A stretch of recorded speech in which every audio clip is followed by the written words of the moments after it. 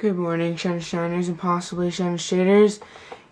Facebook was functioning this morning. YouTube changed the colors. You can change its annotations. And there was something else that I wanted to mention, but it appears that I have forgotten it. So, moving on. Maybe I'll remember it later. Awkward. So you know that backpack that I had down in California? And I brought to my grandmother's house and all that kind of stuff, my old school backpack. Well, I also used it for the bike ride to school, and because it was October, I'm like, okay, it might get kind of chilly, and I put my winter coat into it. And then I left it in my kitchen when I got home, and the cleaning lady did something with it, and I can't find it. I thought of every single logical place she would put it, and it's not there. Don't know where it is, and so now I don't have my winter coat, so I have to wear my leather jacket, the one that I lent to Zarek the other day. Awkward. And for the record, no, I have not looked under the sombrero, because that's not a logical place for a backpack to be. But when I get home, I will check, just in case, because it never is a logical place for anything to be. In the spirit of Halloween, in my American Studies class, which is a combination English class and history class. We're reading up on horror stories and whatnot. So yesterday we read a horror story called The Lottery, where I'm not going to spoil the ending in so many words. Basically, it's a lottery, and if you win the lottery, it's not the best outcome for you in life.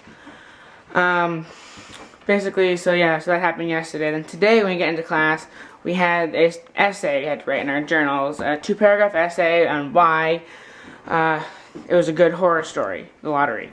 Then we had our own little lottery, which, unlike in the story where there's one black spot, it means you won. Then there was 2 black spots, and me and my friend Nick, coincidentally sitting right next to each other, got both black spots, which just our luck, isn't it? Anyways, so we had to defend our, everybody else got an A. We had to defend our essay to get an A, and I gotta switch hands, but I'm just getting tired. And so basically we had to go out in the hall, then they read our essays, but the teacher read it out loud to the class, apparently. Then Nick went inside and he supported his and said, well, I wrote it, it's not very good, but it's there. And which basically he told me, he said after the whole thing was over, which kind of would have made it so you think I would win, because he wasn't very persuasive. But then for mine, which I started off strong, I said, well, I wrote 3 paragraphs and the original quota was 2, so I did more work. But then, for some strange reason, I decided to add a self-proclamation of the fact that I am awesome, which I'm not that awesome, actually. I don't even know why I said it now. But basically, apparently that must have condemned me, because then when I came back into the classroom for the final vote or judging or whatever, I was voted to not get a good grade and Nick was voted to get a good grade. But as it was explained after by the teacher, obviously he wouldn't put in a grade that's like a 0 or a bad grade because the whole class voted that way. No, that's unfair. So really, it wasn't a quiz. It was a quiz grade, but if you got the black spot, you went down 1 point if you lost, like 1 point from 100. But then the participation grade for the persuasive speech you had to give, and the fact that you were the main participants in the activity, was 1 point. So really, everyone got an A, pretty much. So I mean, when I got chosen, I was kind of angry that I got chosen over Nick, because I'm narcissistic like that. Not really, just because I thought I had a better essay and better persuasive speech, but so I kind of acted angry, but it was also sort of a show, really, because I knew he wouldn't enter in a 0 or whatever the altered grade would be, because the class voted on it. So I'm like, well, I'll just play it off as if it actually were to be the case, and the teacher told me to not tell anyone that it was fake. They should let them enjoy the activity. But I'm telling you guys because people at my school don't watch this except for my math teacher occasionally and like 1 or 2 other people, but not enough people for it to really matter. And then when people were saying now that they know, our other arm's getting tired, now that they know what would happen or whatever, like how it works, if they did it again, did anyone else think that they could possibly think that they could somehow win or whatever, like kind of do different steps so they didn't wind up being the me end of the activity. But it only really works once because now we know what it is. It becomes a popularity contest, which I think it was. Again, Nick is kind of cooler than I am. Anyways, that was my day, and I'm done walking in circles, and both my arms have gotten tired about this little chat. Not to mention that it took me a couple takes to get it down because I kept messing up. So I am going to awkward cut. So what do you need? I need you to help me cook dinner. I don't know how to cook dinner. Nobody knows how to cook dinner. What are we going to do? I don't know. Max will cook dinner. Yes, Max will cook dinner. Tonight is a Jewish holiday known as Simchas Torah. Pretty much we just restart the Torah. And there's an ice cream social at the temple. My mom is stuck at work. And she made dinner a couple nights ago. She made a brisket. We just didn't eat it last night because we had leftovers for dinner instead.